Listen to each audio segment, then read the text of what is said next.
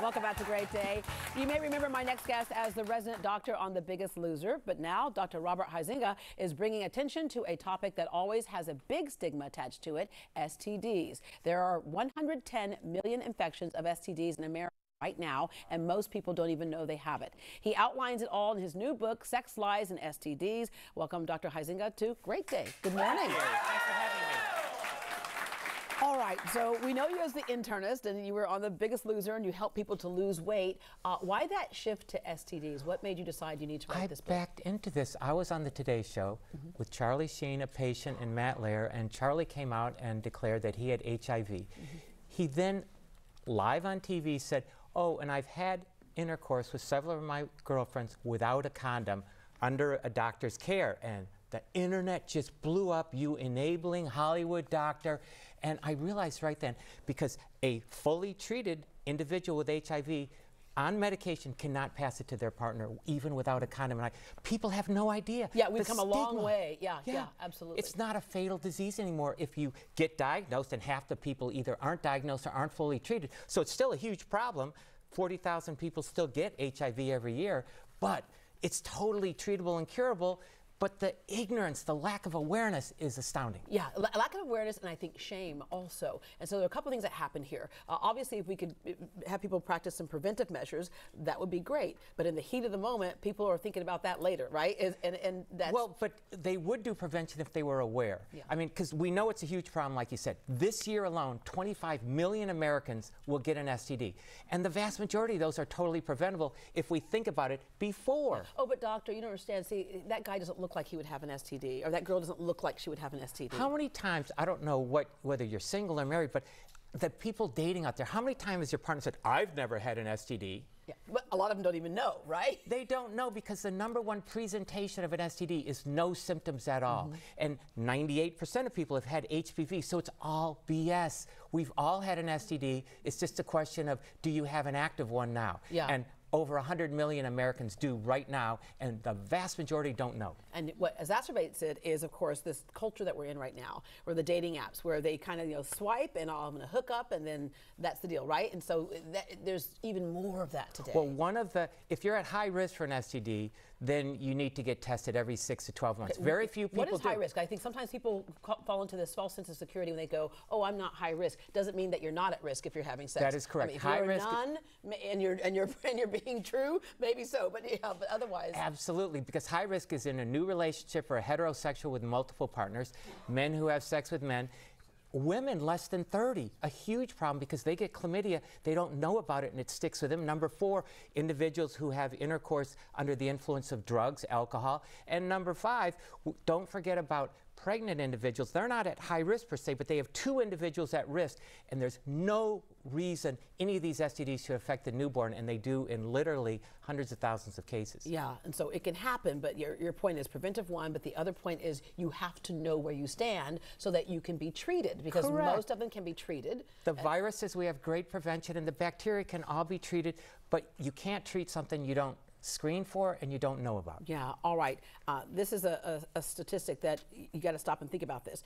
32,000 cases of AIDS in Houston. And this is one of those things that, again, if you're with one partner, it's one thing, but it can be, it can multiply very quickly. Correct. And of those 32,000, if the national averages are correct, half either don't know they have HIV or aren't fully treated.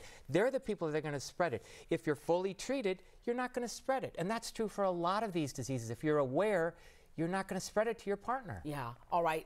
Because of Viagra, we're seeing STDs in a much older population than we did before as well. Nursing homes. Yeah, oh yeah. Okay, look, there was a nursing home where they had the camera in the hallway, and the nurse, she told me, she goes, look at this. They're going from room to room. I'm like, they are playing catch up, okay? They are catching up. Okay, I think the other problem we have is first of all, how many of you all in the audience did your parents teach you about the birds and the bees? Oh, okay, about 4 of you. Okay, good. Right. And even the fact that I have to say birds and the bees, right, as opposed to saying what it is. Stigma. Right. But yet a lot of parents, if you ask them, oh no, the school will not teach my child that, I will do it, right? Or my child is not going to do that until they are married. Abstinence, that's what a lot of people think is sex education, and abstinence doesn't work. It lowers the chance of vaginal intercourse, but oral intercourse goes up. Other dangerous sexual activity goes up, so it doesn't lower the rate of STDs. And of course, when you talk about oral, the problem there is people think, oh, I can't catch anything that way. And that's absolutely incorrect, since there are many skin-to-skin infections, and so obviously syphilis, herpes, HPV are very easily spread with oral intercourse. And the other issue is that you can even get STDs with touching. You know, we have to start teaching kids at a young age, because they use the Bill Clinton definition of sex sometimes, and you know that doesn't quite work anymore. Right. Okay. And then even bed sheets. It's possible to get bed sheets. Certain things like gonorrhea can be passed, but that's relatively rare. Yeah. But you know, certain things like crabs can be passed with bed sheets. So yeah, even Airbnb people aren't totally out of the woods and need to read this book. Take your own bleach spray with you, right? Okay, what about, and I heard this for years, the toilet seat? The toilet seat is an incredibly rare form.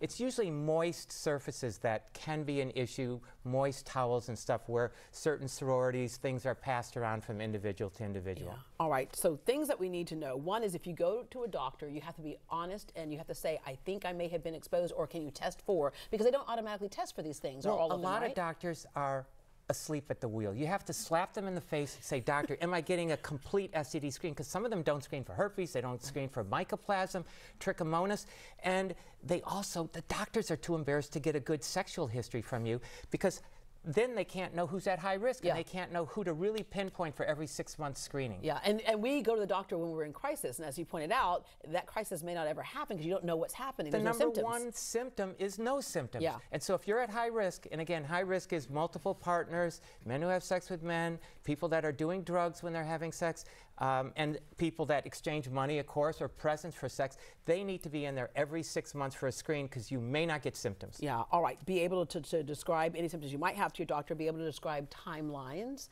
And again, the whole thing is to be open and honest. And then you say... Well, there's another thing. If you go to the doctor and you say, gosh, I had a risky encounter a week ago, do you really know, or does your doctor know, how long it takes for the STDs to present so the blood tests are positive? And it turns out it probably takes 3 weeks for the majority of those tests to turn positive. There's exceptions that turn positive in a week, but if you run to the doctor 3 days after that encounter, the test may be negative, but you're still infected. Yeah, and when you say I had a risky encounter, I think a lot of people wouldn't even know if they had a risky encounter. I mean, it's not like somebody comes up and says, hey, how are you? Would you like to sleep together? I've been with the world. Let me just tell you that right now. And, you know, I'm an IV drug user, and I've been with anybody. I don't discriminate, right? Because especially when you first start dating, people, they put like a closed book. Yeah, absolutely. And so one of the things you say, too, is you have to discuss your sexual history. I have a couple of friends who, there's nothing that's going to happen until blood work is produced. Well, I think that the problem is they sometimes go to a doctor that isn't fully informed, and they produce blood work, and even that's not fully informative. Yeah. All right. So how do we practice safe sex then if we're worried about those things? Well, safe sex is understanding and reading a little bit about it, not just looking for quick sound bites. And the internet's not a place to necessarily find that. So safe sex is, are you at high risk, new relationships, checking yourself, and getting a full legitimate screen that we talk about. Yeah. All right. Up next, the reason for the stigma surrounding STDs is directly related to the fact that we still have hang-ups about sex. How to talk to our children about this very natural part of ourselves as human beings.